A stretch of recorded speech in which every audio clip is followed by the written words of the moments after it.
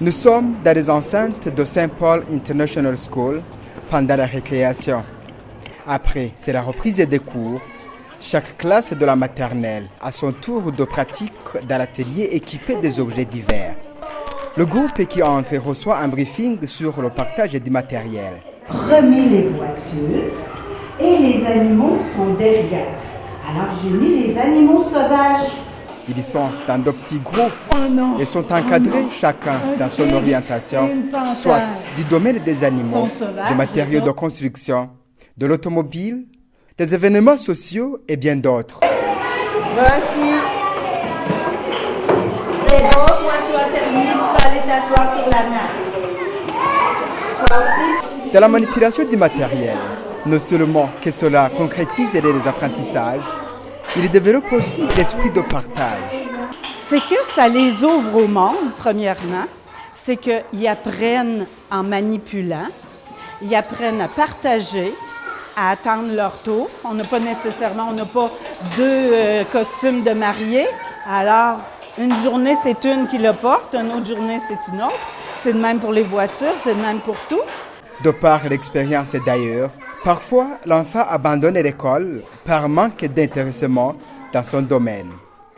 C'est que nous, en tout cas chez nous, on remarque que de plus en plus les garçons veulent décrocher, veulent lâcher l'école au début secondaire 3, 4, sont portés à décrocher. Alors, on veut, avant qu'ils commencent l'école, leur donner une belle estime d'eux, qu'ils aient confiance en eux et leur montrer qu'on n'est pas obligé d'être bon dans tout. On peut être bon dans une sphère, moins bon dans l'autre, et ça s'acquiert, et il faut qu'il ait confiance en lui et qu'il ait le goût. Et je pense que pour avoir le goût d'apprendre, c'est une bonne façon d'utiliser le jeu. Alors, ils s'amusent avec les bouliers, ils s'amusent avec les animaux, ils commencent à faire des casse-têtes, ils commencent à être conscients des lettres. Ici, c'est l'atelier d'écriture. Et pour les enfants de cet âge, sans matériel didactique, c'est une éducation lacunaire. Pour l'apprentissage, vous savez que vous n'avez pas de matériel didactique.